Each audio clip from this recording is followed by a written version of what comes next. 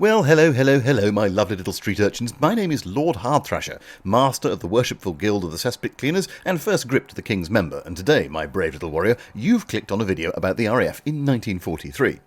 Be warned, this video is attempting to cover an entire year of the war in some detail, and it is therefore the videographical equivalent of tantric sex. It will take some time, some heavy breathing, some pelvic floor exercises, and probably an awful lot of thinking about whether or not you left the gas on.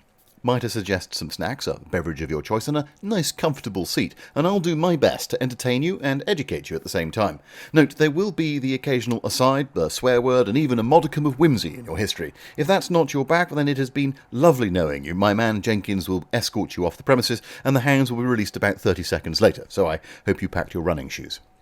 As for those of you who are still keen or suffering from a narcoleptic episode or are under Jenkins's personal care at the moment, we will do this in two parts. In the first section, we will rewind slightly, looking back at the background of 1942, 1943 and the technological developments and the new tools that came into the hands of Bomber Command in 1943.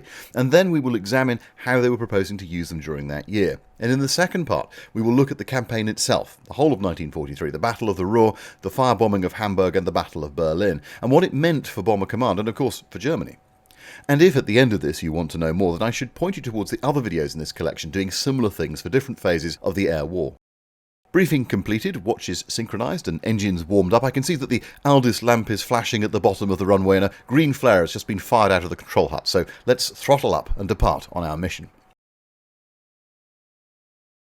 Of all of the factors that needed to be considered by the RAF in 1943, they felt that their biggest issue was navigating in the dark still. Now, I realise that some of you come here for the searing scientific insights that I can supply and that you simply can't find anywhere else, so here's a fact for you.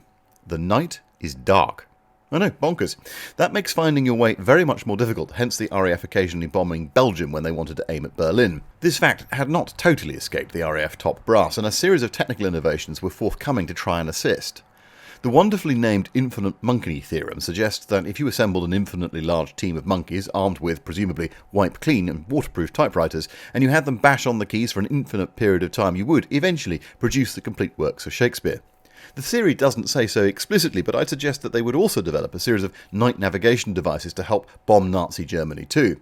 Both monkeys and time, however, were in short supply in 1942, and so Bomber Command fell back on the next best thing, the Mark I Garden Shed, beloved of British boffins for over 200 years.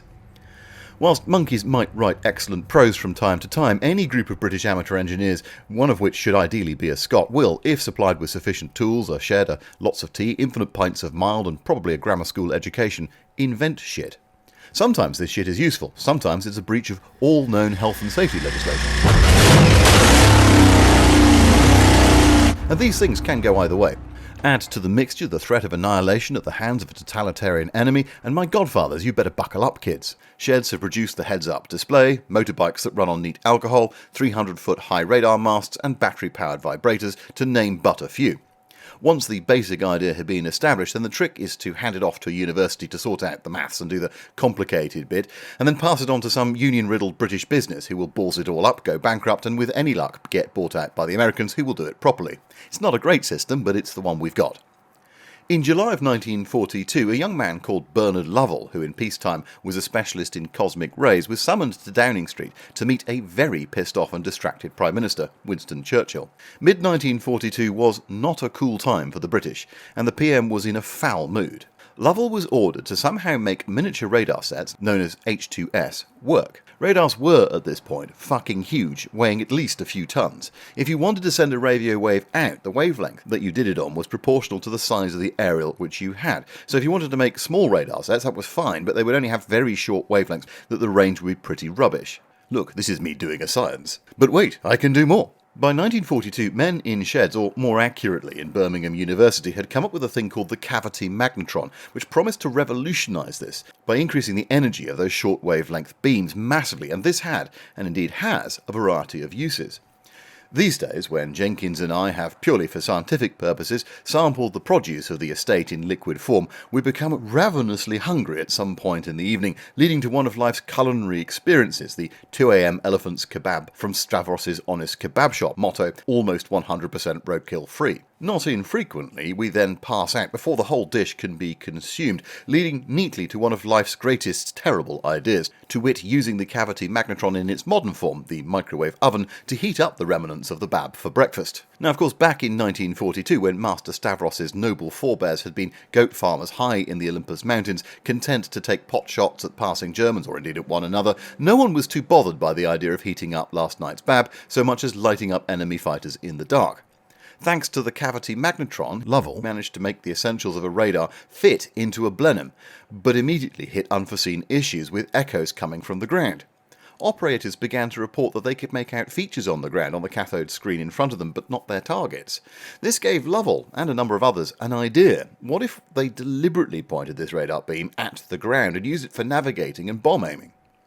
The Telecommunications Research Establishment, or TRE, rapidly took this idea up, hence Bernard being asked to try and create 200 new radar sets to be put into aircraft to help Bomber Command to, bomb things.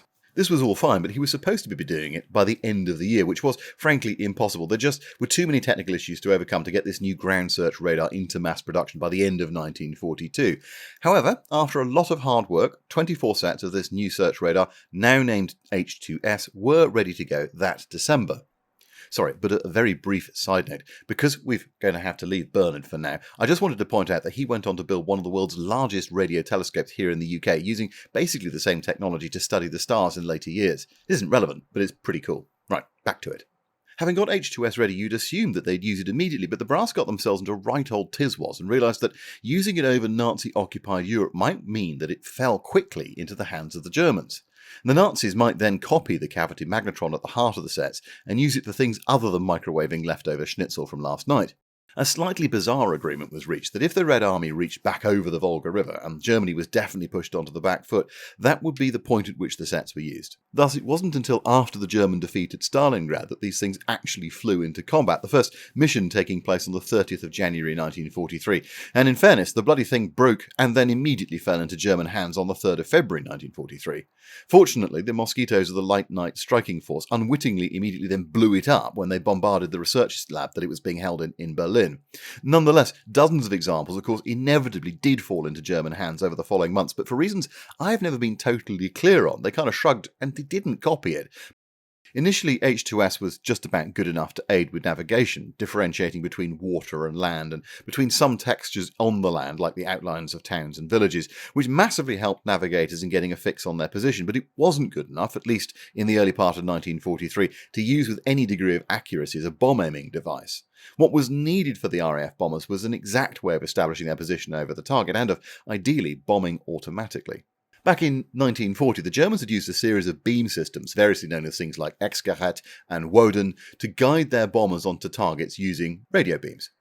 The British scientific establishment had fought long and hard and often very difficult campaigns to thwart these efforts, led by a chap called Reginald Jones, universally known as R.V. Jones. He was the brains behind a series of radio beam breakthroughs, and by 1943, his research was informing the Allies' own suite of radio navigation beam tools.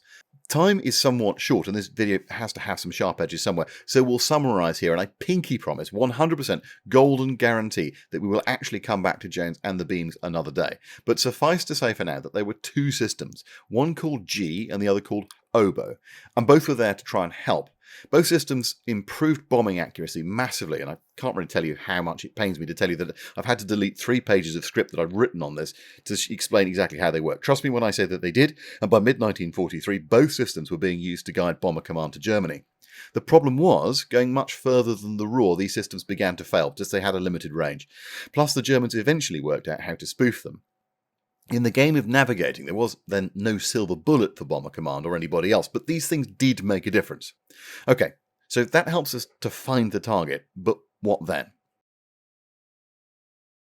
It's all very well getting there, but if the biggest deciding factor on all of Bomber Command formations throughout the entire war was inevitably weather, and this was true in Europe and indeed in the Pacific, the United States Army Air Force reckoned that they only got 1 or 2 clear days per month in winter and 7 in summer over Germany. Little wonder that they dropped 70% of their tonnage using their version of H2S, known as H2X, and not the Norden bombsight. The RAF was less impacted by the weather because they were already bombing in the dark, but they were far from immune. They reckoned that they got what they called good average visibility between 5 and 9 nights a month in the summer and 3 to 5 nights in the winter. Moreover, fire and smoke would obscure targets even on those clear nights once the bombing started. In either case, they could still bomb, but only if the target was properly marked. This was a little bit easier said than done. I mean, initially and inevitably, of course, people just dropped flares out of the flare chutes and hoped that that would work. Of course, these were single-colour things which could be easily spoofed by the people on the ground, and they blew away very fast, and they didn't burn for very long. It just wasn't good enough for directing a bomber force of several hundred bombers at a time, particularly not when they're under fire, particularly not at night, particularly not when they're trying to bomb a target which is covered in smoke and flame. But by 1943, Bomber Command actually had some very impressive target markers, and how that answer was reached is rarely told, so let's tell that story now. Enter stage left then, a 29-year-old graduate from Nottingham University, a chap called Dr. Wilfred Coxon. Like so many other civilians brought into military life, Coxon wasn't quite sure where he fitted in when he joined the Directorate of Armament Development in February of 1940. He was not a firearms expert, nor a bomb expert. He did not know one end of a tank from another, but what he did know was his pyrotechnics. He lost many years, not to mention his eyebrows, to the work, and faced significant bureaucratic pushback. Being somewhat brilliant but also tenacious and a bit tricky to deal with, he was not above ruffling feathers by continuing research when he was told not to do so. Having attempted to make a flare marker that could spit out different coloured lights on a time delay, phasing from red to green to yellow, etc., as it burnt, he was told to stop as the project wasn't apparently going anywhere. Instead, on the QT, he managed somehow to get a light aircraft belonging to the RAF to drop a few out for him over a makeshift testing ground in a field near his home. And it worked perfectly, just as he thought that it would, producing light in the process that would be easily spotted by the circling plane. Unfortunately, his bosses, now looking rather stupid, instead of embracing this development, did what bureaucracies tend to do, and put him up on charges for endangering the aircraft. He managed to beat the rap, just, but he was never promoted for his work during the war. Nevertheless, by June of 1941, he had an incendiary that burnt a few million candle power for a number of minutes, was small enough to be lifted easily by a bomber, and consistently proved safe for aircraft and crew to handle. The addition of a series of cleverly designed barometric pressure fuses meant that his design could fire either as a ground marker or could be dropped above the clouds, something that became known as Christmas trees by German civilians who saw them fall to the ground, and codenamed Waganui by the head of the Pathfinders. After nearly 3 years, Coxon and many others who contributed had a first full set of sky and ground markers in an array of colours and patterns to make them next to impossible to fake by German decoys, and ready to go. And they were first deployed on the 16th of January 1943 on a raid over Berlin, and they worked perfectly. Of course, these weren't the only incendiaries that got dropped on Germany, so we should take a moment to have a look at those too. So far we've managed to find the target, and we've managed to mark the target. What are we going to do to the target? One might assume, as indeed pre-war Bomber Command had, that simply dropping lots of high explosives on an enemy city would do the job. It isn't unreasonable, indeed, pre-war Luftwaffe had this built into a fine art, seeing their bombing arm mostly as a battlefield power-up to the army's movements. But unlike most people in the RAF, and indeed most people therefore in Bomber Command, the Luftwaffe had actually had some practical combat experience with their Condor Legion in Spain. What they learnt there, and particularly with things like the carpet bombing of Guernica, was that big bangs only get you so far. And I would like the audience to notice that I've grown as a human being by not inserting a sex joke after that last phrase. When the German Air Force launched their attacks on Britain's cities at the end of 1940, they used masses of incendiaries. Lorch, the god of fire, was the codename that they used for their attacks on London for a reason. As a proud Brit who spent most of his working life in and around the Dome of St Paul's, photos like this one of St Paul's surrounded by sheets of flame hit pretty hard today. And for Sir Charles Portal and Arthur Harris, they hit that much harder. Incendiaries, they realised pretty quickly, did far more damage than simply dropping explosives on their own. Fires spread to unhit buildings, they stretched emergency services beyond breaking point, and they would keep burning long after the raid had ended. It was calculated by the Ministry of Economic Warfare, the MEW as they were known, that perhaps 80% of the damage done during the Blitz came from fire. So the question was, how do you spread that fire further and faster? And thus we come to the macabre and terrifying world of mathematical models as applied to extinguishing human life by flame. The brutal calculus of how to kill as many people as possible as fast as possible was passed to a technical department called RE8, who we'll be talking a lot more about in a minute. They dedicated prodigious effort to gathering data on how to burn down German cities over the next few months, culminating in a report called German Domestic Architecture in early 1943. It looked at everything known about how German buildings were constructed, from the thickness of roof beams to carpets to furniture, and recruited émigré German architectural experts like Walter Gropius, the founder of the Bauhaus movement, and scientific experiments on the impact of wind at a place called Portman Down in Britain. From these cold assessments, the mixture of incendiaries to high explosives that would be needed to create a firestorm were carefully calculated, using the firebombing of Coventry as a base model. A figure of 25,000 per square mile was determined to be optimal, and a total of 100,000 to 200,000 fourth-pound incendiaries for a given attack, which could be dropped in salvos, would swamp firefighters' ability to cope and burn German homes and businesses most effectively. To facilitate the burning, these would be mixed with high explosives there to open roofs, shatter windows and blow doors out, allowing oxygen-free passage and exposing flammable materials inside, like for example people, to the incendiaries. Delayed action bombs were also copied off those dropped by the Luftwaffe and added to further hamper firefighting crews by either straightforward explosions or rendering an area impassable until they'd been defused. It's hard to overstate just how utterly horrific and cold these bloodless reports are when one considers what the end goal here was. To quote from RE8's evaluations on which cities should be firebombed, terraces of box-like buildings dating back to the Middle Ages make the best aiming points, and it goes on to say, densely packed houses are likely to burn best, and likely to yield good dividends, and the object is the complete destruction by fire of German cities. These calculations were the subject of much interest by the American Office of Scientific Research and Development, who produced their own report, Theory and Practice of Incendiary Bombs, under one Boris Lamming, who in turn provided advice to the British on the US experience of major fires, like in the aftermath, for example, of the 1908 San Francisco earthquake. And there were also famously a series of tests performed by the US Chemical Weapons Service in Utah and New Jersey by Standard Oil. The two governments collaborated to produce fire division maps of German cities, and the 8th Air Force then used these to determine what mix of incendiaries they should carry in their attacks on the industrial zones of cities and stand the best chance of burning them down, along, of course, with the civilian houses around them. Hap Arnold enthusiastically embraced the idea of starting fires to act as beacons for the British night bombers, a tactic which was repeated throughout the rest of the war. M17 cluster bombs, M47 70-pound oil bombs, M76 473-pound oil bombs were dropped in vast numbers by the USAAF. In fact, there were 27 million of them dropped from 1943 onwards. In all, the RAF and USAAF would drop over 25 million incendiaries in 1943 alone on Germany, not least on the city of Hamburg. All right. Look, that was all pretty dark and horrific stuff. Let's talk about something much more light-hearted. Let's do a quick rundown of the bomb trucks that Arthur Harris had in his formations in 1943, because his ability to lift bombs changed radically, basically doubling through the year.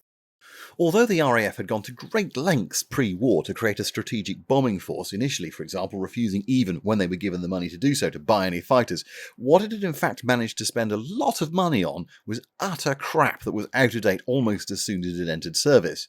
Probably the only exception to this was the Wellington, which was an incredibly rugged twin-engine aircraft designed in part by old mate Barnes Wallis, but really it was something of a medium bomber, not a heavy bomber, and the rest were frankly bobbins, so we had delights such as the Fairey Battle, which was slow, short-ranged, so hideous it would have been banned under the Geneva Convention, and proved to be suicidal for pilots and crew to fly into combat. And because there were 3 crew and it was shot down in such large numbers, it has a death per sortie ratio of nearly 1. That means for every flight that the aircraft went on, a crewman was statistically speaking certain to die. Impressive stuff. Or the Armstrong Whitworth Whitney, which looks perfectly sensible at first glance. Actually, I think it looks kind of pretty, until you realise that in level flight its nose was pointing downwards due to a serious compromise in the design.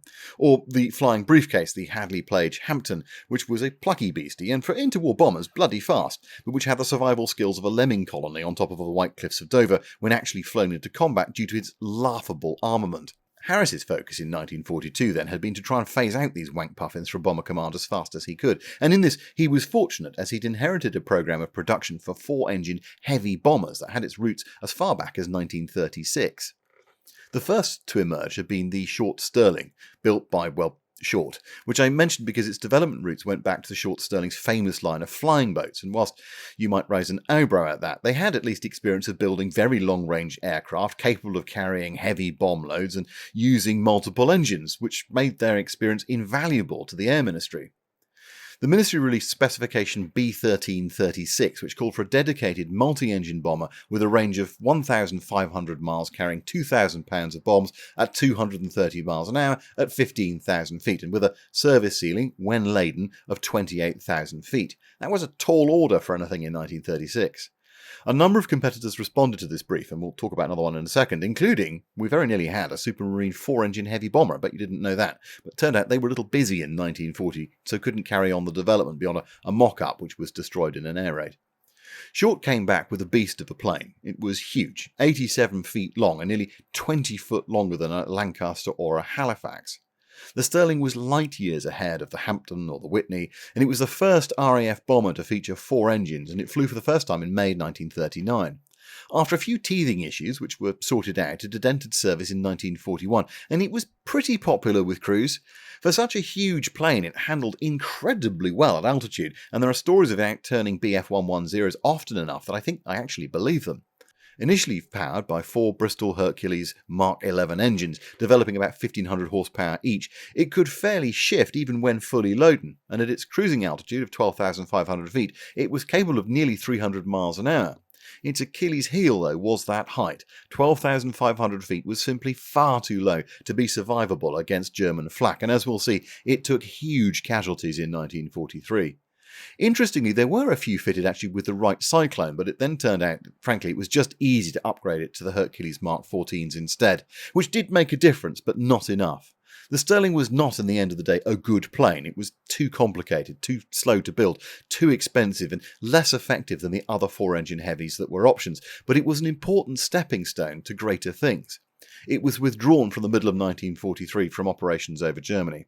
I have, I think, now been promising to do a full-length video on the Stirling for about 3 years. I do, at last, have some decent research material, so it is coming, just don't hold your breath for too long. Next up was the Hadley Page Halifax, and I fear I may upset some people here because it's become fashionable to resuscitate its reputation in recent times, but it wasn't frankly much cop, at least not to start with. It is true that the Halifax was a better plane than the Stirling in almost every way. It carried more bombs, it was more survivable, it was more fuel efficient, easier to service, less expensive to produce. In fact, nearly 6,000 of them were made in the first years of the war, and it was the best bomber for a considerable period of time that the RAF had. But it was riddled with production and design flaws, most of which could be traced back to the hurry with which it was procured.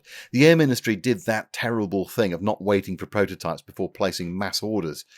For example, it had a problem with its tail, which meant that if the pilot tried to take evasive manoeuvres under attack, it would lock up or tear off, which then sent the plane into the scenery.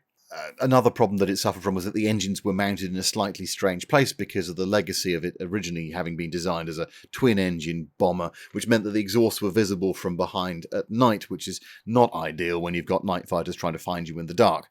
Fixes to this problem then created other problems because they put elaborate cowlings over the top, which kind of robbed the wing of airflow and thus lift, and on and on and on and on and on. The best of the lot was the Mark III, which appeared in June 1943.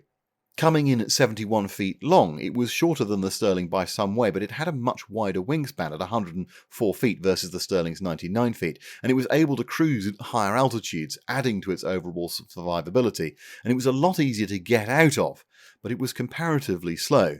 By mid-1943, Harris had lost all faith in Hadley Page's management to somehow ever get the whole thing sorted out and implement the changes that he was demanding, including, of course, getting the price of the aircraft down, something which licensed manufacturers like English Electric managed to do. They got the price down by 25% in 18 months, but Hadley Page never did. Arthur Harris tried to strong-arm the Air Ministry into switching production to the Lancasters in Hadley Page and English Electric plants, but to no avail in early 1944. And this finally did force Hadley Page to get off their asses and actually fix some of the problems, but it was a bit late by then. Anyway, right, let's get on to the most famous one. That's the Lancaster. From the middle of 1943 to the end of the war, it was produced in larger volumes than any other British bomber of the war. It is the iconic bomber of Bomber Command. Developed from the horrific Avro Manchester, the Lancaster was robust, capable, and by RAF standards, pretty comfortable. With a huge single bomb bay, it could take all kinds of different loads, fractionally shorter than the Halifax at 102 feet wingspan. The real secret sauce was actually in the more efficient wing design, which gave both more lift and caused less drag, increasing its performance and cruising height significantly. Consequently, it could go further than the Stirling and the Halifax, or come to that any other bomber from anywhere else in the world until the B-29 came into service, whilst carrying more than 9,000 pounds of bombs. In fact, during the raids on Berlin, it carried an average of 10,000 pounds. Unfortunately, it was not easy to get out of. 70% of crew who were shot down were killed in the process, making it by far the most lethal of the RAF aircraft to fly. Anyway, as bomb trucks went, the Lank was pretty hard to beat. Now, I have several books on my desk that are waiting for me to get round to a video on that one too, so it's on the long list. Together, these machines changed the lethality of Bomber Command in 1943, and the numbers tell their own story. In January 43, Bomber Command had approximately, and I say approximately because it's quite hard to work this out, and Jenkins and I did some maths and he's Welsh, so, anyway, it could be wrong. Approximately 170 Wellingtons, 130 Halifaxes, about 100 Stirlings, and around 150 Lancasters. By the end of 1943, Harris only had 23 Wellingtons on his books, mostly being used for weather forecasting. He'd increased the number of Stirlings marginally from 100 to about 130, but he doubled the number of Halifaxes to 271 by November, and he had 5 times as many Lancasters, coming in at over 530 on the force. This radically changed the tonnage that he could lift on any given night, from around 2,500 tonnes in January to 5,000 tonnes in December. It was this increase in weight which massively changed the lethality of Bomber Command through 1943. Okay, great. So we've talked about planes and we've talked about bombs and we've talked about technology generally, finding the target and so on. This is all fine, but if you are thinking about how do you transform an organisation, as Bomber Harris was trying to transform Bomber Command during the course of 1942 and 1943, you can't just look at the technology. You have to look at 2 other things as well. If you use management speak, this is the triangle of change. It has technology on one side and people and process on the other.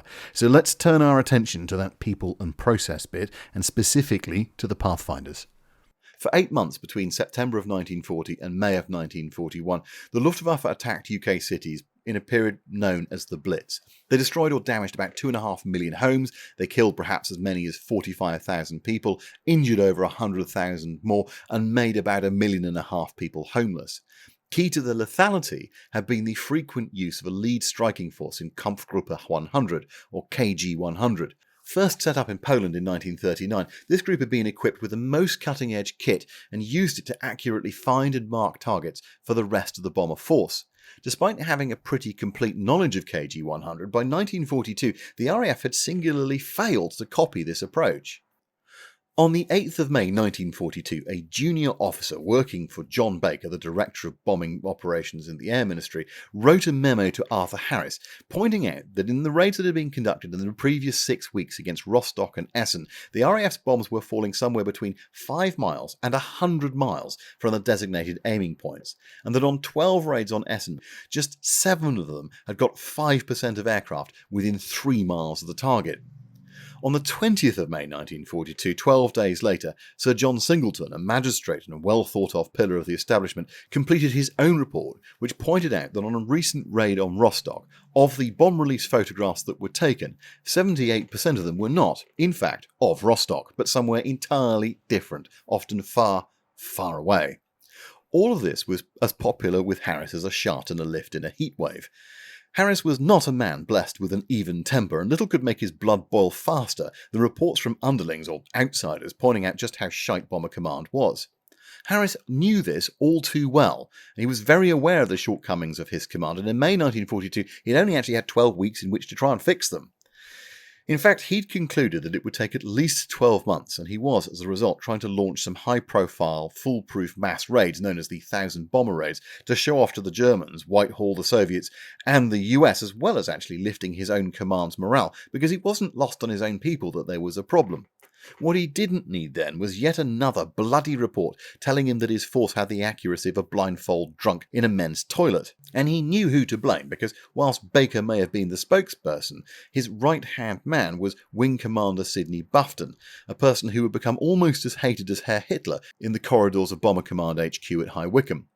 Known as Buff to his friends, and probably something much ruder by Harris, Buffton was a 33-year-old Winco who'd flown ops from 1939 to the end of 1941, when he got transferred to the Air Ministry in that November. He'd originally joined the RAF back in 1927, so when war broke out, he'd been sent to France at the outbreak, flown Halifaxes on some of their earliest missions, and been station commander at RAF Pollington near York. All of this made him highly unusual in Air Ministry and the senior ranks that surrounded Butch Harris. For one thing, he'd actually flown bomber operations in this war, and not the previous one. He'd been around the men full time, he knew how they thought. He was also a pre-war professional, whereas a large number of his peers and seniors were basically civilians in uniform for the duration, and he was about half their age. Doing what seemed to him to be the right thing, Buffton had resolved to put his career on the line to help men who were putting their lives on the line. His view was that they must at least know that they were hitting their targets, and indeed that those targets were the right ones to justify the cost in blood that they were paying. On operations, Buffton had proved to be a very brave pilot, but I'm forced to concede that he may have been even braver in his fight in the Air Ministry. Throughout the war, he fought tooth and nail for what he thought was right, often against overwhelming odds, and never once hesitated because he thought his career might be affected or his future prospects might be dimmed. Pleasingly, more often than not, he won. His record rather puts to shame the sycophants and yes-men that Harris surrounded himself with, and reveals one of Harris's least attractive flaws, his utter inability to cope with criticism or being proved wrong. Buffton's first shots had in fact been fired on the 27th of February 1942. He'd been horrified to discover, on his arrival at his desk, just how bad accuracy was across the force. He'd had an inkling, but here it was in black and white. To remedy this, he wrote a paper that called for the creation of a 6-squadron force to become a sort of cavalry of the air, a corps d'élite, to lead the main force to the targets, integrated with technical teams that he called the Bomber Development Force. Working in conjunction with the aircrew, this technical team would then rush the latest scientific developments to this elite group of bombers for immediate combat trials, bypassing the laborious Air Ministry processes for evaluation, adoption, trialling, and then manufacturing, and then supplying to the entire force before they could be used. It would require taking bomber crews out of the front line, and thus absolutely guaranteed to make Harris go batshit, so he thought that the best way to do this was to get the support of his boss, John Baker, and after arguing his case well, he got him on side. And by March, he'd got a paper that landed on the desk of Arthur Harris, who responded in a less than enthusiastic manner. Now, on the surface of things, it might seem somewhat crazy that anybody would seriously oppose the establishment of a target finding force, and in truth, no one was saying that there shouldn't be some kind of target marking capability, and one that should be established as quickly as possible. The argument was a little bit more subtle. It was about the form that it should take.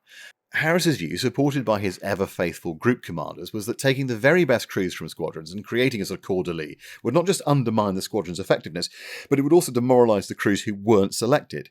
In a force that was still only about 400 strong, this was perfectly sensible as an objection. His view, instead, was that each group, or ideally really each squadron, would then designate within itself its own specific crew or crews to mark the targets and thus achieve the same results. Buffton's counter was that crews who genuinely pressed on and found the targets and then bombed as instructed, through flak and searchlights and night fighters, were pretty rare, and as such they suffered incredibly high rates of loss, meaning that if you fed 1 or 2 crews in to hit the target, they would inevitably get slaughtered, whereas if you had 30 crews doing the same thing at the same time, the defences would be overwhelmed. Yes, it would be dangerous, but it would be far less dangerous than the alternative. Neither of these arguments was without merit. This isn't quite the unthinking Harris against the plucky upstart it might appear to be on surface. Forced to hold a meeting to discuss the concepts of the target finding force by the Air Ministry of March 1942, Harris ensured that the outcome was pre-arranged by making his thoughts plain to his ever-loyal group commanders. There was no discussion, no meeting of minds. This was a firing squad for the lands of the Air Ministry. Harris opened proceedings with a long monologue that outlined his principal concerns about how he felt it would alienate crews and so forth, before eventually saying that the creation of a special squadron would damage the chances of promotion for officers who joined it. Buffton, whose political antenna was every bit as sharp as Harris, knew he'd been brought into this meeting the same way that sheep are brought into an abattoir. He snapped and lost his shit in front of this august group of his seniors, banging his fist on the table and shouting, "Sir, you will never win a war like that. These people don't know if they'll be alive tomorrow. They don't give a damn about promotion." This is what you might call a career-limiting moment. In some circumstances, this might have led to his dismissal from the room, if not the service. Harris simply looked at his watch and said, "I think it's time for lunch, gentlemen." Following the recess, Harris and the group commanders agreed that Harris was right, Bufton was wrong, and the men from the Air Ministry was dispatched back home, apparently defeated. However, Bufton was not, in the words of Cypress Hill, going out like that, and spent the following weeks writing to a carefully selected of group and squadron commanders, asking for anonymous feedback on his idea and receiving, as he knew he would, their endorsement. Bufton collated the letters and wrote a detailed proposal as a covering note, and banged it off to Harris's office, which landed like a poo on a long drop on Harris's desk on the 8th of May 1942. By June of 1942, Bufton had heard no more and was probably wondering when his posting to the Falkland Islands or some malarial swamp on the far side of the world would come through, when there was a knock on the door, and in wandered Air Marshal Sir Wilfrid Freeman. Now, Freeman was an interesting chap who for most of the war worked behind the scenes as Vice Chief of the Air Staff, where amongst other things he ordered the de Havilland Mosquito, the Lancaster, the Halifax, the Tempest. He made sure that the Merlin engine wound up in the P-51 Mustang. He was not an idiot. It's fair to say that Freeman was a bright boy, and whilst the wet lettuce that was Charles Portal was off gallivanting around the United States, Freeman was manning the fort. Probably a bit bored, he decided to indulge a spot of what we used to call managing by walking around, hence his materialisation at Bufton's door, when he asked Bufton how it was going and if there's anything that he needed a hand with. Now, most people at this point would have said something like, "Oh, fine, sir, fine," and being given a friendly carry on then, but Bufton, being Bufton, took hold of the opportunity and he told Freeman about his TFF paper and how he'd heard nothing back from Harris. Freeman frowned and asked for a copy to be sent to his office, and a little bit later that day he called Bufton. "Do you know why you haven't heard back from Harris, Sidney?" "No, sir." "It's because there is no reply. You've beaten Bert at his own game. We have to have a target finding force." And so it was, in July of 1942, steps were taken towards a TFF, except, of course, Harris, being Harris, refused to call it the Target Finding Force because that was an Air Ministry idea, instead calling it the Pathfinding Force, or PFF, because, I mean, honestly, fine, whatever. Bufton didn't really give a fuck, provided that it worked. Initially, crews joining the Pathfinder force were expected to have at least 15 operations experience, although this was rarely the case in practice. They would be signing up for an additional 45 operations tour, and they got a promotion in rank, bonus pay and a Pathfinder's badge. At the end of it, they could choose, if they wanted to sign up for a second tour. This would be 35 operations, at which point their rank was made permanent. If they refused, as they were perfectly entitled to do, they then dropped back to their original rank, but got to keep the badge. To lead his new force, Harris picked Air Vice Marshal Don Bennett. So I rather like Bennett. I like broken things, just ask her ladyship. And people are mean about Bennett because he could be a bit of a knob. And he got the job over a chap called Basil Embry, who was about as close to being Biggles as reality actually got. There was a chap that flew mosquitoes at fuck all feet, lobbing bombs through Gestapo HQ front doors. But we'll put a pin on Embry and add him to the pile of to be done at one day. Oh, rats. Okay, look, this is post-production Hardthrasher. I've just spotted there's a huge clangor there. Basil Embry is indeed an incredibly cool figure from the RAF's history, but he was not the man that was passed over in order for the Pathfinding Force to wind up going to Don Bennett. In fact, it was a chap called Leonard Cheshire, Group Captain Leonard Cheshire, who went on to go and run 617 Squadron after he'd been demoted voluntarily. Basically, during the course of the war, he was given a temporary increase in rank. It's pretty normal in most forces to get that to happen, which made him overqualified, so he actually wound up having to take a rank down, so he was Group Captain at the end of the war, flying 617 Squadron missions, very, very low-level stuff. He came up with a fantastic technique for target marking as part of 5 Group, which actually wound up being competitive with what Don Bennett was trying to do with 8 Group. There's a whole thing there. I'm not going to go near it for the day today's video. It's also worth noting that Leonard Cheshire was an observer on a B-29 on the 9th of August 1945 to watch the bomb being dropped on Nagasaki. And as far as I know, he was the only Brit in the air that day, which is quite interesting. Anyway, right, we will leave that there. Not Basil Embry, Leonard Cheshire. We'll come back to it another day. Thank you. According to those who knew him, Bennett was the sort of man who could outfly everybody else, outnavigate everybody else, and then, when pushed, outshoot everyone else down the range before stripping down the engines of a bomber, rebuilding it, and making it faster in the process. In other words, he was utterly insufferable to be around at times. He had quite literally written the book on air navigation, having been the author of the Air Ministry's publication The Complete Air Navigator in 1936. He'd grown up originally as a child of an English mother and an Australian father nearly 200 miles east of Brisbane on a 180 square mile family sheep farm where, having dropped out of school before passing a single exam, he became what's called a jackaroo. It's kind of like an Aussie cowboy but with sheep. In 1930, bored and wanting some adventure, he decided to join the RAF. He had a natural love of speed and an apparent fearless nature. He was also fiercely intelligent, and he had a willingness to learn, which earned him a commission. And by 1936, he had flown basically every aircraft that the RAF had in its inventory, and he was a bit underwhelmed. So, like the girl who loses respect for you in the morning, he went and found something better. He joined Imperial Airways, where he became well known for flying seaboats across the Atlantic, including with his infant children, and was the first man to fly from Egypt to Southampton non-stop, as well as flying a few routes along the length of Africa. Harris probably put it best. He could not bring himself to suffer fools gladly, and by his own high standards there were many fools. As is so often the case with men like this at this time, his emotional waters ran far deeper than anybody really knew. He was a massively insecure man who constantly felt the need to prove himself, whether that was because he was an Aussie or because he lacked formal education, or just because, who knows?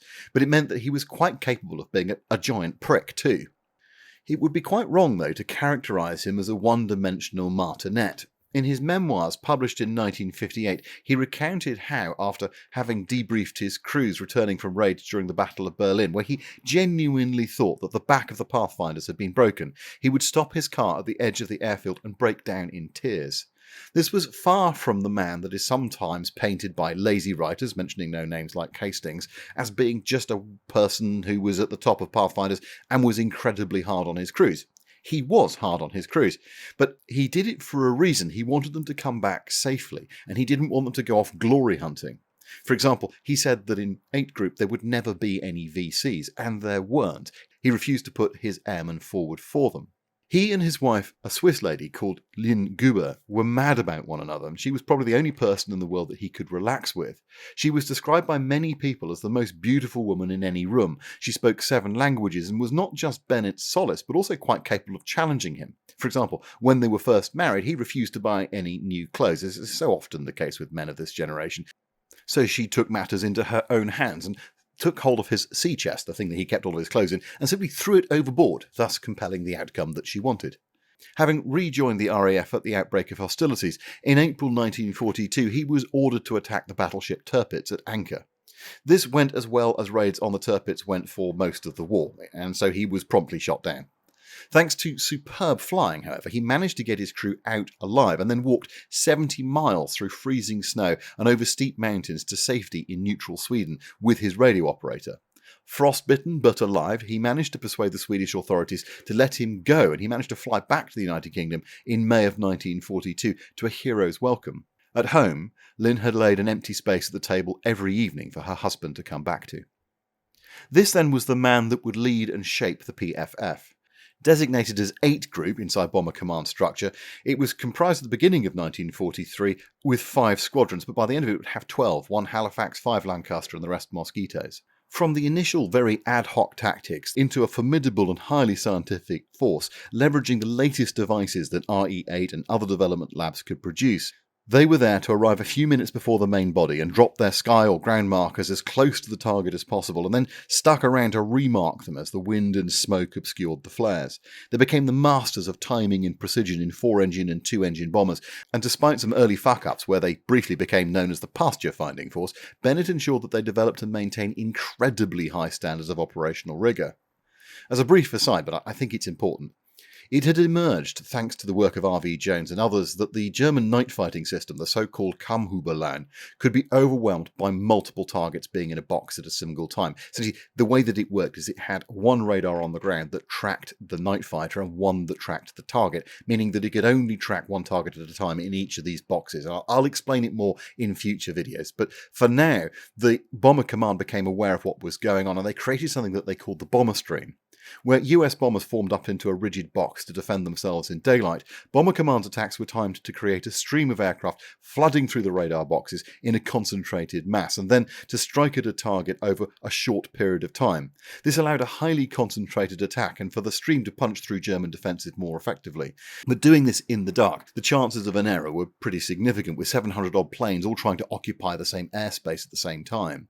And they managed to get this down to a fine art. 700 planes could be over, say, Berlin, 750 miles plus from their bases, bombing over maybe a half-an-hour window at most, and then they'd be gone again.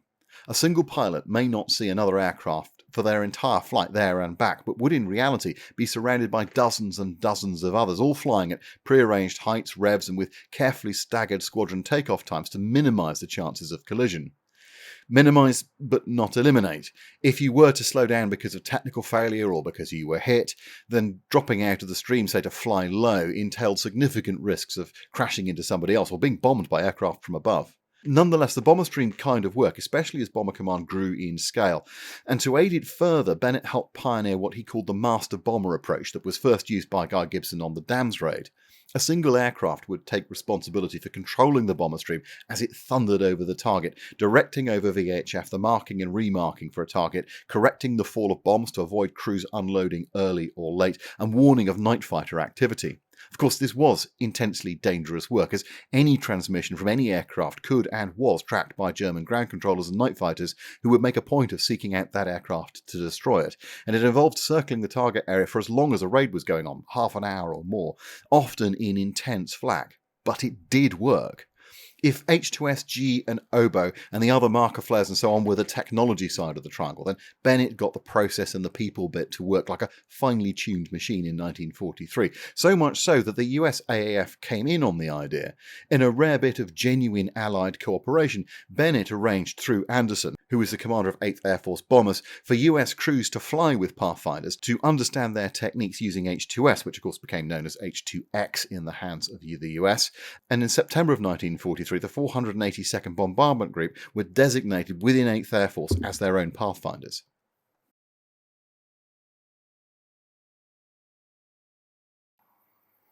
And the generation to come, your children that shall rise up after you, and the foreigner that shall come from a far land shall say, when they see the plagues of that land and the sickness wherewithin the Lord hath made it sick, and the whole land thereof is brimstone and salt and a burning, and it is not sown, nor beareth, nor any grass groweth therein, like the overthrow of Sodom and Gomorrah, which the Lord overthrew in his anger and in his wrath.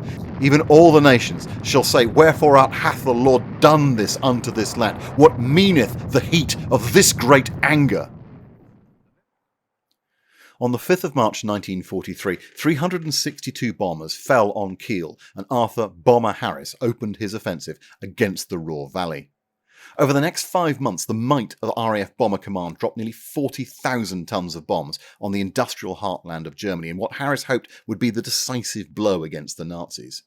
They were guided by Oboe, led by the Pathfinders, and the bomb loads that they dumped on the homes and the factories below were carefully calculated, a culmination of 3 years of scientific effort. The attacks were relentless. Day after day, nuisance raids kept factory workers away from their lathes, and night after night, Harris's force drove the Ruhr workers into their shelters. Every major city and node of production was hit repeatedly in a systematic attempt to destroy the economic cornerstone of the German economy. They went to Essen, to Aachen, to Duisburg, to Bochum, to Düsseldorf, to Dortmund, to Barmen-Württemberg, to Mulheim, to Eberfeld, to Glensinkirchen, to Cologne, and of course, in the middle of all this, to the dams of the Mona and the Eder rivers.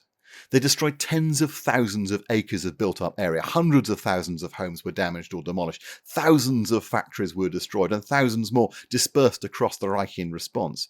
For the first time, the RAF inflicted serious casualties on the German population, displacing perhaps 2 million people in the process. The war, which for many had been something which was abstract and far away, suddenly came home to Western Germany in the form of fire and fury from the night sky. The impact was immediate and devastating. German production across the economy was severely disrupted, with growth in almost all areas of economic output of the Reich either slowed or stopped altogether. Ammunition, subcomponents, aircraft production, engines, small arms, tanks, all the paraphernalia of war was impacted despite enormous efforts on the ground to do something to try and counter this and to recover the capacity as fast as possible. The economic output, which had been growing steadily across the German economy, flatlined, and it never recovered its momentum. Steel production, for example, dropped by 200,000 tons almost overnight, halting production of U-boats and tanks in a way barely conceived possible before. From the Nazi High Command's perspective, the timing could not have been worse. Their armed forces were stretched well beyond the point at which they expected the Soviets to surrender, more than 2,000 kilometres from Berlin, and fighting for their very existence after the humiliations at Stalingrad in February. For all this fire and fury, though, Harris was relying on the Ministry of Economic Warfare, the MU, and the small RE8 assessment team to tell him what was going on in Germany. Whilst this impact was much greater than had ever happened before, the MU believed that Bomber Command was having a much greater impact than it actually was, and in different parts of the German economy from that it actually was affecting. They thought millions of man days were being permanently lost to German production, when in fact their own experiences after Coventry and the Blitz should have told them just how fast a city could recover from an attack. 80% capacity recovery would normally happen within about a month or so, and the failure to follow up raids and keep pressing the attack blunted its impact and quite possibly did actually stop the collapse of the Ruhr in 1943. And all of this happened to a backdrop of German attempts to prepare for something called Operation Citadel. This was the liquidation of the Kursk salient on the Eastern Front, necessitating a delay of over a month in launching the attack, a month well used by the Soviets to prepare their defences to a depth barely conceivable to the OKW. The Soviets moved more than 1.3 million troops into the area, with another 500,000 in reserve against an attacking force of just 770,000 men, and they did most of this in the final month. It would prove to be the last German offensive in the east, not least because the lack of tanks and guns and things that had never been built thanks to the so-called Battle of the Ruhr. This was Bomber Command in full-bore fuck-shit-up mode, when the RAF carried the war to Germany basically on its own for the last time. Harris then planned to go up another gear. Since 1941, one city in particular had sat near the top of RAF Bomber Command's list of critical strikes: Hamburg. It was the second city of the Reich, a major industrial centre on the northern German coast, and it made all manner of stuff, not least U-boats and tanks and aircraft and electronics, and the Ministry of Economic Warfare considered it to be the fourth most important target in the whole of Germany. It had been attacked 100 times since hostility had started, but to no great effect. To date, there had been 10 raids in 1943, killing just 142 people and destroying just 100 buildings. This was the reality of Bomber Command's impact on Germany up to the spring of 1943. In a report from the Bombing Operations Directive of the Air Ministry, it had been noted that if a saturation incendiary attack was concentrated north of the Elbe River and focused on the tightly packed medieval architecture of Hamburg's working class districts, it would present a, quote, outstanding target to burn down. On May the 27th, Harris called his staff together and announced his intention to remove Hamburg from the map by fire. The operation's name was Gomorrah, the city in the Bible that God smote from this world for its sins. The plan was to launch a series of attacks over a 10-day period, with the RAF bombing by night and the USAAF bombing by day, starting with an RAF attack on the night of the 24th-25th of July. But to make certain of the attack, Harris planned to use the latest of his technical tricks to help the bomber stream get through. For months, the Air Ministry had been having an argument about whether or not to deploy a thing that they called window, thousands of metallic strips dumped in bundles down the flare chutes of the bombers, which, when they dispersed into the air, effectively gave radar operators tens of thousands of false return signals, blinding the German defences. Robert Lindemann, known as Lord Cherwell, had argued that it should not be used until such a time as the Allies themselves could effectively counter it. On the face of this might sound sensible, but ignored the fact that Germany was in no real position to attack the United Kingdom in strength. A secondary and perhaps more realistic concern was raised by the combined chiefs of staff, as the landings were about to happen in Sicily imminently, and possibly the Germans might copy the idea there and use it to confuse Allied radar during the landings. Both these concerns meant delays in Window's use.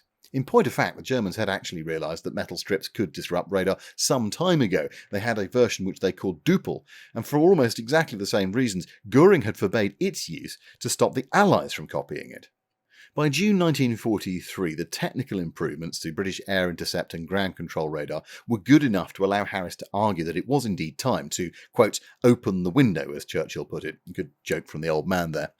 And so it was, on the night of the 24th-25th July 1943, Operation Gomorrah saw 728 aircraft, a mixture of Lancasters, Stirlings and Halifaxes, grope their way to Hamburg. 80 miles from the target, Pathfinder Force Lancasters began to dump window, and all hell broke loose among the Kammhübel line and the Luftwaffe control centres. Their radar screens became a haze of returns. Ground controllers call out hundreds of different contacts spreading out over hundreds of miles of sky, and the radio waves filled with confused, scared and angry German voices. Out in the darkness, the RAF pilots could see radar-controlled searchlights careening crazily across the sky. In the words of one young pilot, it looked like they were drunk or scared as they pointed in random directions. We didn't know what was going on. The Luftwaffe's night fighter air intercept radars were rendered useless. AA guns fired blindly in a vain attempt to put off the bombers by weight of fire alone, but unguided they had no effect. In just under an hour, the attackers dropped 2,284 tons of bombs on the western side of the city, including an average of 17,000 incendiaries per square kilometre, nearly as many incendiaries in each 1,000 metre by 1,000 metre box as the German Air Force had dropped on London during the whole of their 57-night campaign on the British capital. The aiming wasn't perfect. Half the bombs missed the 3-mile square aiming zone, but it didn't matter. Huge fires were started across the city, and the Reich Statistical Office estimated that some 10,289 civilians were killed, nearly 10 times as many has been killed in the city in the entirety of the war to that point. The fires were still burning the next day when the USAAF came on. They launched their 34th and 35th raids of the war against Germany on the subsequent 2 days. Of the 218 B-17s that hit Hamburg and Kiel on the 25th, and the 54 that hit Hamburg on the 26th, fully 37 were lost as the German Air Force responded like hornets whose nest had been disturbed. For the USAAF, it was a baptism of fire that presaged the slaughter that they would suffer over Schweinfurt just 3 weeks later. They killed nearly 500 Hamburg residents on the ground in the process, but missed the shipyards almost completely, dropping most of their load onto the smoke and flames started by the RAF. But the worst was still to come for the Dissonands of Hamburg. On the night of the 27th-28th July, the RAF came back on again in a textbook attack, this time against the eastern districts. Aided by a Goldilocks zone of weather, summer temperatures of over 30 degrees at 6 o'clock in the evening, exceptionally low humidity, and gusting winds, 729 RAF bombers dropped in a tightly concentrated load, 2,326 tons in just over an hour. The bombing and the marking was near perfect. 1,200 tons of incendiaries fell in an hour on an area of less than 2 square miles and started fires on an unprecedented level. The fires grew in the wind and became one mass of flame that tore through the city. Efforts to stem the flames failed as exhausted crews found their water mains running dry and the roads had become impassable due to walls of flame. The fires began to merge into one vast, shrieking column. Underground, it sucked cold air upwards out of hundreds of bomb shelters, suffocating thousands of occupants in the process. In the superheated streets, 100-mile-an-hour winds picked up trees, vehicles, homes, cats, dogs, men, women, children, tossed them into the sky and burst them into flames. This was the firestorm. Trees hundreds of yards from the flame centre caught fire as their sap ignited. Everything in its path not made of stone was incinerated. Smoke rose more than 2 miles into the air. RAF crews reported being able to smell burning flesh in their planes at 18,000 feet. On board one of those Lancasters was the commander of 8th Air Force's Bombing Command, Frederick Anderson, there to observe British marking techniques. More than 18,000 people died in the flames, a number unequalled by a single attack until a certain Curtis LeMay thought, gosh, look at all those paper houses, and launched Operation Meeting House against Tokyo almost exactly 2 years later. By morning the city was a charred mass, as panic broke out amongst the survivors trying to get out of the city. But still Harris was not done. 2 further raids killed another 10,000 on the night of the 29th, 30th of July and the 2nd, 3rd of August. In 3 nights, in one city, Bomber Command had killed more people than the Luftwaffe had killed in 9 months over London, Birmingham, Bristol, Cardiff, Coventry, Glasgow, Hull, Liverpool, Manchester, Plymouth, Portsmouth, Sheffield and Southampton combined. Fully 2% of Hamburg's population had been burnt to death. 16,000 homes were completely destroyed, and 45,000 people in all had been killed in the 3 attacks. 1.2 million people fled the city. And yet this was not the most devastating attack made by Bomber Command in 1943. That nadir was reached later, on the nights of the 22nd, 23rd of October 1943 over Kassel. A mixed force of 569 Lancasters and Halifax attacked there, using H2S to blind mark the dead centre of the city and starting 3,600 major fires. Nearly 65% of all homes were destroyed, perhaps as much as 40% of the population became casualties, with 5,599 listed as dead by the authorities the next month. The town was essentially erased from the map, along with the work that it was doing on the V1 and V2 rockets. In Berlin, there was palpable shock at what had been done, and an attempt was made to suppress the news. Police, army and SS tried to stop Hamburg citizens from leaving for fear that they would sow despondency into the rest of the Reich. Goebbels, Hitler and Speer met, trying to work out what to do next. For the second time that summer, Speer came close to collapse in the face of what he thought might be the death knell of the Reich. 900,000 people had been made homeless, and 61% of residential buildings had been damaged or destroyed. 580 industrial targets were burnt down, along with 2,600 small businesses. RAF losses were incredibly light, just 2.5% of the attacking force.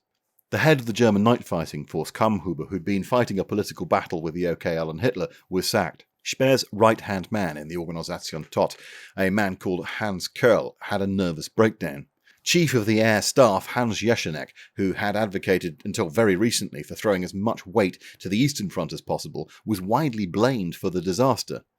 To protect himself, he wrote a long list of all the ways that Göring had fucked up, and for reasons that surpass human understanding, he'd given it to Hitler's adjutant and not to Hitler, resulting in it getting back to Göring. A few days later, Hitler called Jesenek and ranted at him for over an hour, ending the call with the phrase, "You know what is left for you to do now." Jesenek shot himself. His temporary replacement, General Oberhurst Kotten, with the approval from Hitler and Göring, moved 1,000 fighters into the Reich. That's 45.5% of their entire strength, as well as moving a further 200 into France, essentially stripping the Eastern Front bare in the process, leaving behind less than 500 serviceable machines for the entire front. In November of 1943, Luftwaffe Jagdkorps 1, responsible for protecting northern and western Germany, was put under... Wait, hang on. Jenkins, are you sure this is right? Him? They gave him this job? Okay. So, apparently, under one Beppo Schmidt, a man who some of you may have been familiar with for his single-handed crippling of the Luftwaffe intelligence during the Battle of Britain, constantly assuring everybody that the Luftwaffe was winning when it wasn't, and a man closer to being a clown than a serious staff officer. This, ladies and gentlemen, is what you get in an organisation, or indeed in a country, where toadying gets you further than being competent. Nevertheless, Schmidt's command, if not Schmidt himself, was impressive, certainly in terms of numbers, having in January 1943 being composed of just a single fighter wing. By December it was 11 wings and 20 Gruppe. This shift permanently ceded air superiority on the Eastern Front to the Soviets, both locally and strategically, and that in turn allowed them to conduct their own version of Blitzkrieg, and inspired thousands of slightly annoying teenagers to play Il Tu Stormovich years later. Well, alright, that last bit we can't totally blame Bomber Command for, but you get the idea. As the air attacks of 1943 turned into the fire and fury of Big Week in 1944, Hans-Jürgen Stumpf, a properly Nazi-looking motherfucker if ever there was one, took command of the overall air defences of the Reich, and by February 44 commanded not just the fighters, but also all the anti-aircraft batteries, the searchlights and so on too, finally creating a system that was somewhere close to what Dowding had had back in 1940. In the economy, the attacks of the summer of 1943 forced Speer and Hitler to start to shift the whole of the German economy away from the offensive and towards the defensive. For example, by the end of the Battle of Ruhr, something like 250,000 labourers were involved in producing equipment solely for the anti-aircraft effort. Flat gun barrel production increased by about 30% in the first half of 1943, and over the full year, Germany would produce 4,416 88mm, 1,220 105mm, 282 128mm flat guns. And light flak production, as we've talked about before in other videos, was unbelievable. There were 31,000 20mm and nearly 5,000 37mm guns, most of which should have gone to the east to shore up their defences, or maybe even have gone to the Med, but instead stayed in the Reich, pointed at the sky. The guns were now manned by 790,000 uniformed Luftwaffe troops, augmented by 528,000 Hitler Youth, BDM girls, POWs, slaves and forced labourers.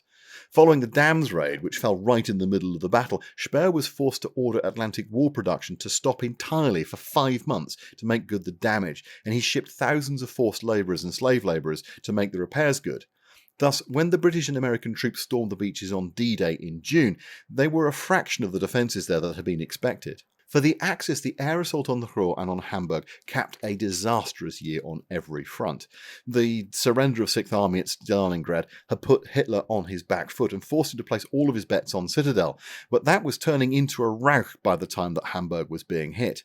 The Soviets threw 2 huge counter-thrusts in Operation Kuznetsov in July and Operation Rumstanzev in August, which basically kicked the Wehrmacht's shit in.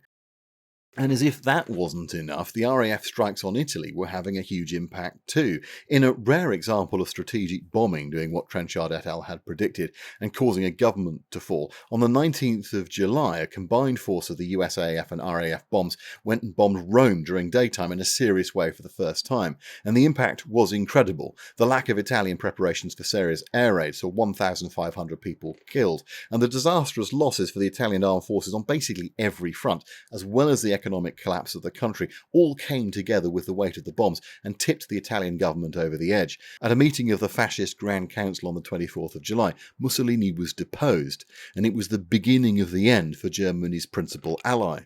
And yet, despite calamity on every front, and the catastrophe of the Battle of the Ruhr, and the razing of Hamburg, the Nazi will to resist did not break.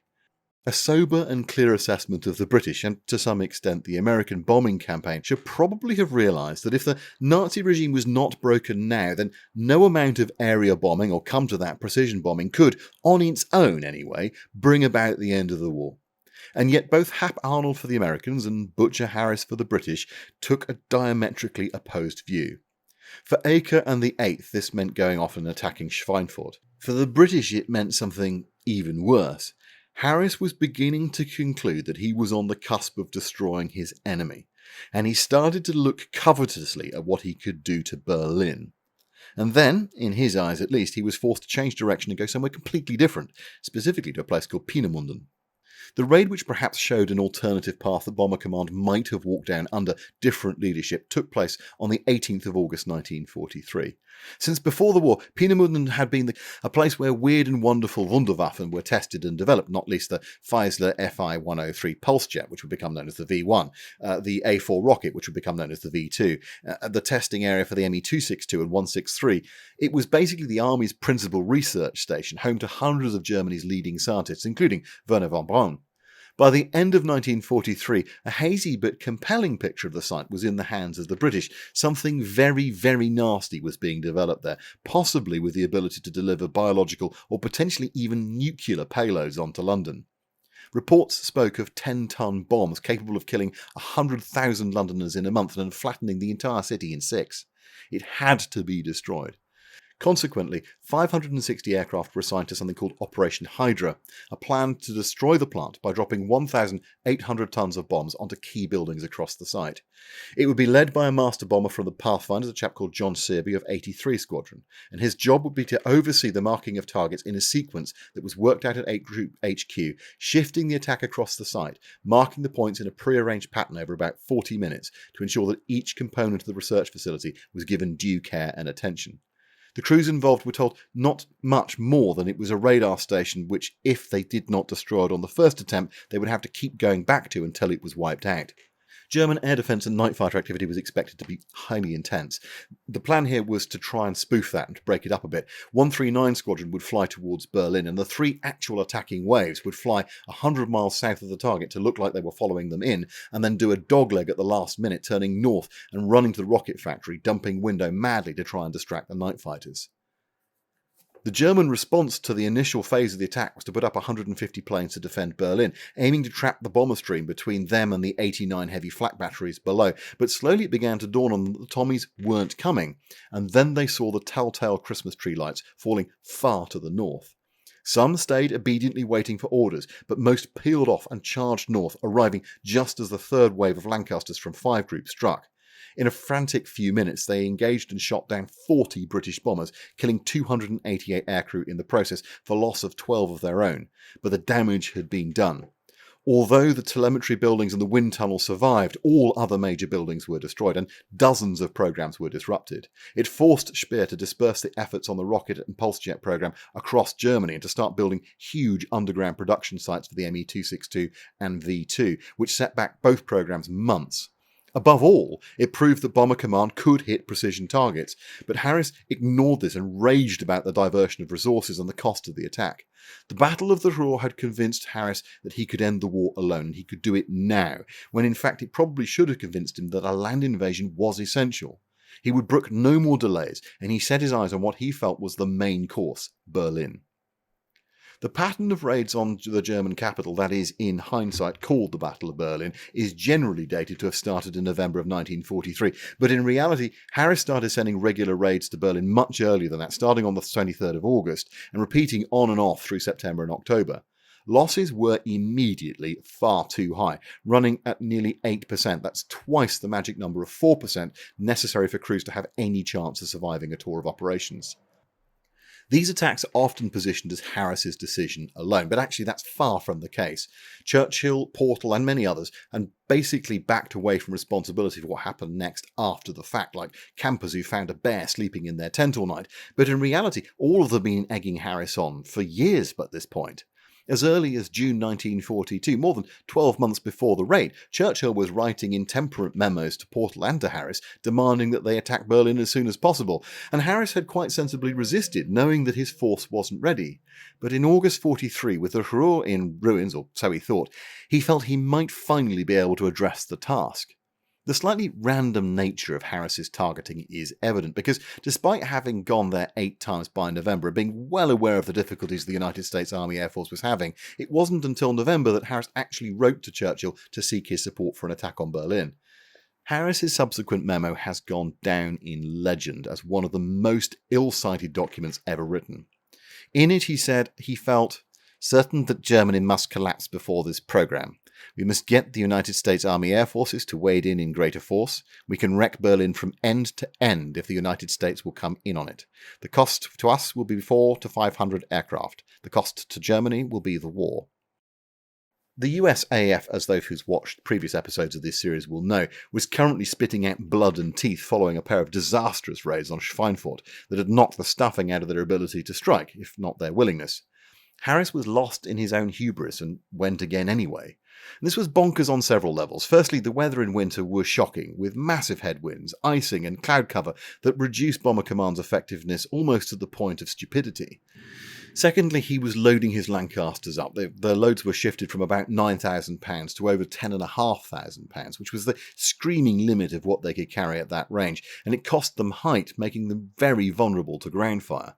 Thirdly, Berlin was fucking massive. It was 883 square miles and comparatively spread out, making it impossible, no matter how many incendiaries were dropped, to burn the way that he'd managed to burn Hamburg. Fourthly, Obo couldn't reach this far into Germany, and Berlin did not present a good picture on H2S. Lastly, and most critically, shifting away from the Ruhr, where 80% of German industry operated, gave the Luftwaffe and the German economy some breathing space. And Harris must have known this, because even the Mew, who normally gave him such good, if wildly over-optimistic news, said so. And RE8, the pessimist he kept in the cupboard to remind him that it was human, also said so. And the Americans said so. And the British Chiefs of Staff said so. There was no excuse for changing course other than his own massive fucking ego.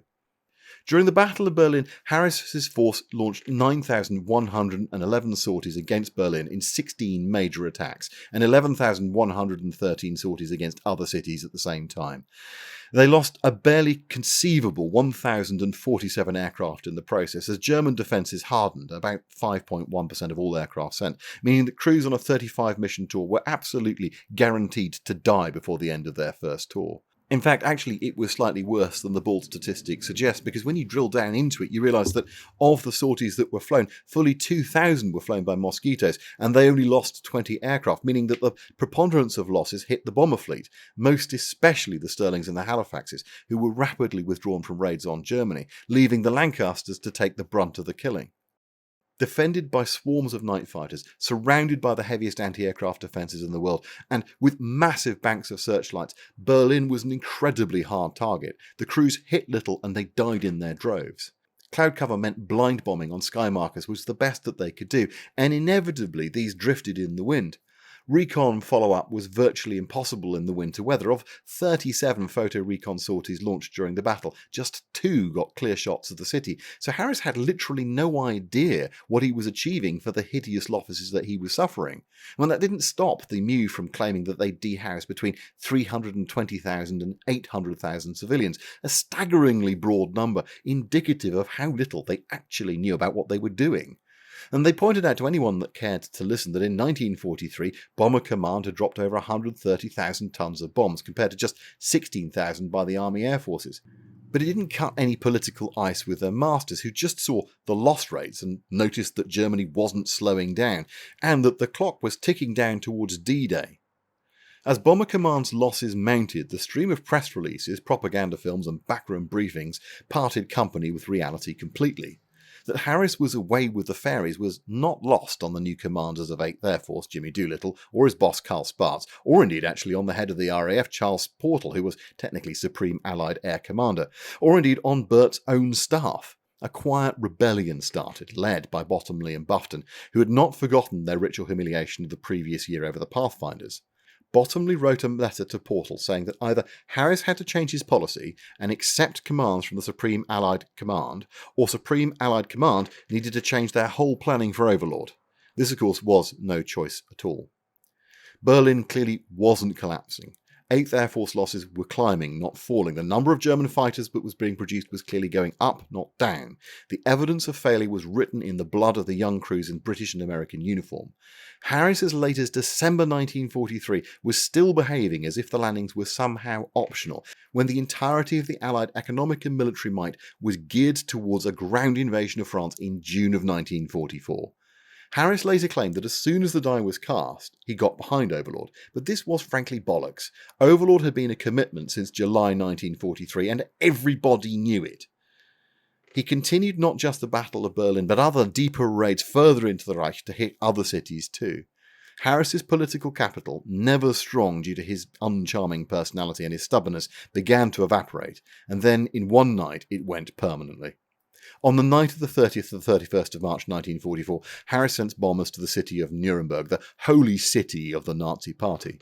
The route was straight in and straight out on a night with a full moon. No diversion, no doglegs, and nowhere to hide. Don Bennett was horrified. He called Harris's Chief of Staff, Air Marshal Sawnby, who got the group commanders on a secure scrambler call. 4 of the 6 supported the route, as it meant the shortest possible time over enemy territory. Bennett thought it meant that the night fighters would know precisely where they were headed from almost the moment they crossed the coast. Harris went with the majority. In a near cloudless sky, on a moonlit night so bright that it was like day, the raid was cut apart by marauding night fighters. Of 795 bombers that were dispatched, 95 were shot down, 543 aircrew were killed, more than had been killed in the entirety of the Battle of Britain, and the total loss rate, including the aircraft that got back and had to be written off, was 12%, 3 times the acceptable loss rate. It was a profound shock to Harris and his staff. Portal, by now Supreme Allied Commander of the Air Forces, should have fired Harris, but didn't.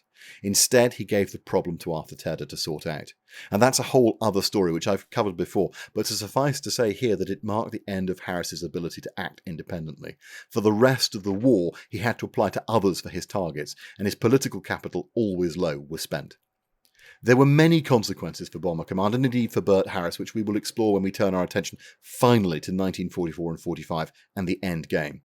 It's been put to me that I do not believe that strategic bombing was worth it, or that I feel that this was all a waste. That is not the case. It demonstrably worked, but only in conjunction with other arms of warfare, what Churchill called trifibious warfare, war on land, on sea, and in the air. As frustrating as it has been to chart both the USAAF's and the RAF's utter failure to adapt to the realities of war, and to lean into the possibilities, as we go forward they did achieve remarkable things in the end, and probably only achieve it when they had this weight and the experiences that they'd had, and of course the kit that they would get in 1944 and 45, when they would drop in just 8 months 75% of the entire bomb load dropped during the war. Well, my little street urchins, it's been so lovely to talk to you today, and hopefully Jenkins will be through in a moment just to remove the hypnotism that's been put on some of you to make sure that you stay to the end. You should be absolutely fine afterwards, just maybe avoid the Malaysian Prime Minister for a little bit. I just wanted to say thank you very, very much for getting through what has been an enormously long video. When I first started to sit down and try and write this series, it was 1943 that gave me the heebie-jeebies. It often gets missed and skipped when we're talking about the bombing war. Kind of the narrative goes, the British started to bomb, they missed everything, the Americans turned up and bombed in daylight, they had a Schweinfurt, suddenly it's the end of the war. And there's not like a lot of detail or flesh put on the bone, so hopefully I've given you some understanding of what the RAF was doing in 1943, when really it was still carrying the attack to the Germany pretty much for the last time in the war, but almost on its own because of what it could do.